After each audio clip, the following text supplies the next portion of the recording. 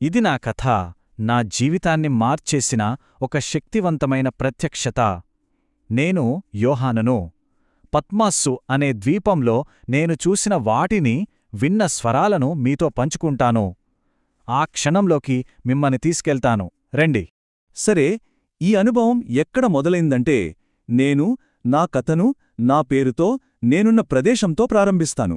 నేను యోహానును, మీ సహోదరుడిని.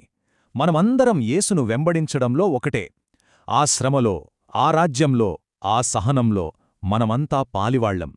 ఈ దర్శనం నాకు కలిగినప్పుడు నేను పత్మాసు అనే ఒక ఏకాంత ద్వీపంలో ఒంటరిగా ఉన్నాను. నన్ను ఇక్కడికి ఎందుకు పంపించారనుకుంటున్నారు? నేనేమీ నేరం చేయలేదు. నేను దేవుని మాట చెప్పాను, యేసుక్రీస్తు గురించి సాక్ష్యమిచ్చాను, అంతే. దానికోసమే నన్ను ఈ ద్వీపానికి పంపారు. దీన్ని నేను శిక్షగా చూడలేదు. నా విశ్వాసానికి ఇదొక మూల్యమంతే. అయితే ఒకటి గుర్తుంచుకోండి, ఇప్పుడు నేను చెప్పబోయే మాటలు నా సొంతం కాదు, నా ఆలోచనలో అంతకన్నా కాదు. ఈ సందేశం ఎక్కడినుంచి వచ్చిందో, దాని మూలమేంటో తెలుసుకోవడం చాలా ముఖ్యం. ఇది ఏదో కల కాదు, ఊహ కాదు. దీన్ని ప్రత్యక్షత అంటారు.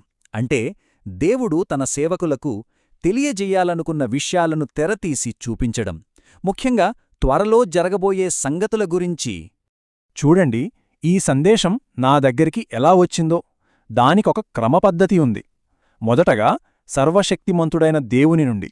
అది యేసుక్రీస్తుకు చేరింది. ఆ తర్వాత ఆయన తన దూత ద్వారా నా దగ్గరికి, అంటే ఆయన సేవకుడైన నాకు పంపించారు. ఇంత గొప్ప ప్రణాళికలో నా పాత్ర చాలా చిన్నది, కాని చాలా స్పష్టమైనది. నేను చూసింది చూసినట్టు, విన్నది విన్నట్టు నమ్మకంగా చెప్పాలి, అంతే. నేను కేవలం ఒక సాక్షిని.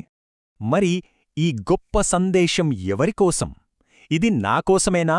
కాదు, ఇది ఒక నిర్దిష్టమైన ప్రజల కోసం పంపబడింది. ఆసియాలో ఉన్న 7 సంఘాలకు.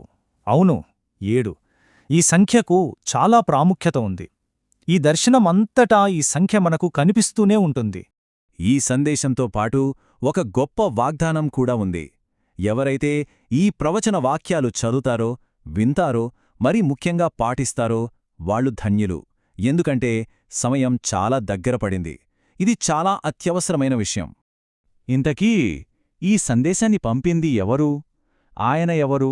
ఆయన అధికారమేంటో ఇప్పుడు వినండి.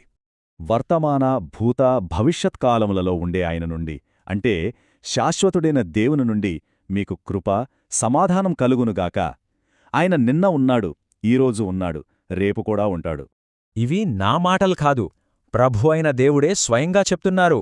ఆల్ఫాయో ఒమేగాయు నేనే, అంటే ఆరంభం నేనే, అంతం నేనే, సర్వాధికారిని నేనే అని.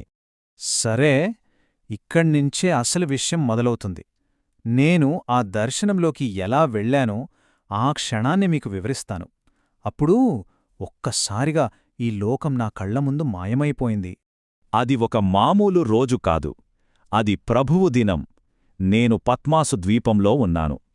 కాని నా శరీరం మాత్రమే అక్కడుంది. నా ఆత్మ దేవుని వశమైంది. సరిగ్గా ఆ క్షణంలో అంతా మొదలైంది.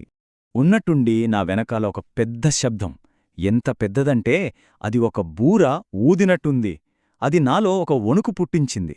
అది మనిషి స్వరంలా లేదు, చాలా గంభీరంగా అధికారంతో కూడిన స్వరం. ఆ శబ్దం వినగానే నా దృష్టి మొత్తం అటువైపే వెళ్ళింది. ఆ బూరలాంటి స్వరంతో మాట్లాడిందెవరు? ఇంతకీ వాళ్ళు ఏం చెప్పాలనుకుంటున్నారు? దేవుడు బయలుపరచబోయే ఆ దర్శనమేంటి? ఆ గొప్ప ప్రత్యక్షత అంచున మనము ఇప్పుడు నిలబడి ఉన్నాం.